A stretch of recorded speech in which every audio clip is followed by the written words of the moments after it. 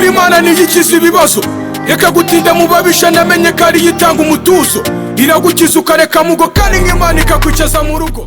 Yes, some people nizere ko meze neza kandi Imana ikomeje kubarinda, mukomeje kubona imigisha myinshi mu bikorwa byanyu bya buri munsi muri business muhoramo, hahandi muri guhigira, handi mushakira ibiceri.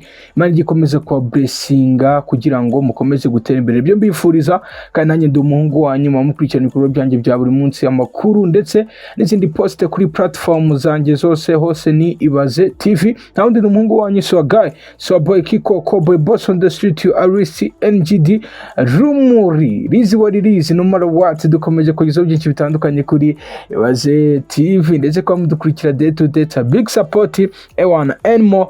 Imana igikomeza kuba blessing. Kuri uyu munsi muri iyi video ikintu ngiye kugarukaho ni ku mugore wa The Ben, Tiger B, umwe mu bagore beza mu Rwanda. Niko bivugwa n'abantu batandukanye, abantu kumva bati Pamela ewana n'umugore mwiza, ateye neza.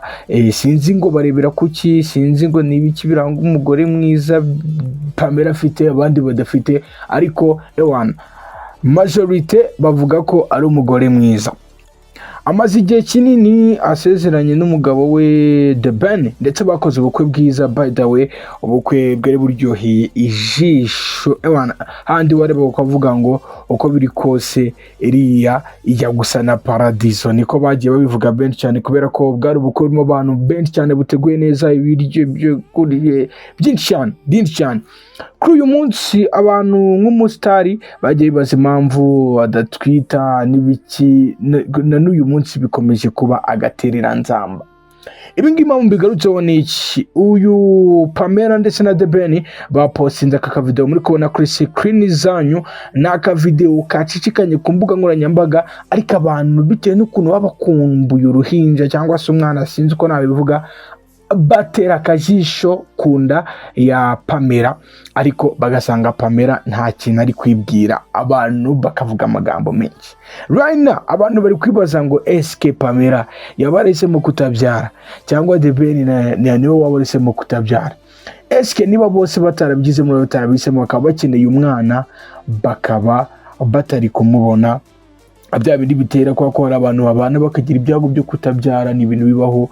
Nta nubwo wabikomeza nenga cyane umuntu uhita afata umwanzuro wo guta uwo muntu babanaga ngo nukuri akatakibyara. Ngenda munenga cyane, mpamvu munenga yuko wariyemeje ko muzabana mu byiza no mu bibi, murwaye cyangwa muri bazima, mubyaye cyangwa mutabyaye. Ibyo niba byemeje rero ugatatira igihango, ngewe I can blame you, kubera ko ntago ari byiza uba wishe isezerano.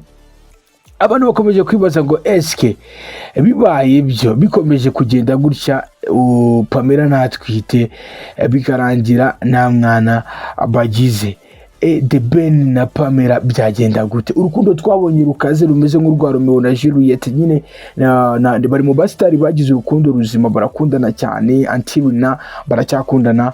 Niyo mpamvu n'abantu baka ngo eske bakomeza gukundana cyangwa byahita birangirira aho ngaho. Yema ndi kugira ngo barabure wakwane, namwe mujye mundabura mumbwire bateshye.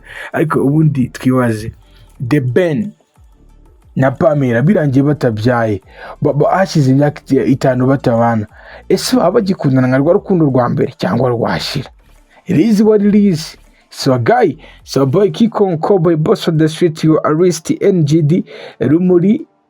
Dukomeje kagize gishitari kuri Ibaze TV, ndetse ndabashimira byatari abana big time kwa mukomeza kudukurikira day to day. It's a big support, no matter what. Tuzabagezaho byinshi cyane y'amakuru y'ibyo muri mukunda, kandi niko kazi, nibyo twiyemeje. We cannot, ntago twabatenguha. Mukomeze kugira ibyiza.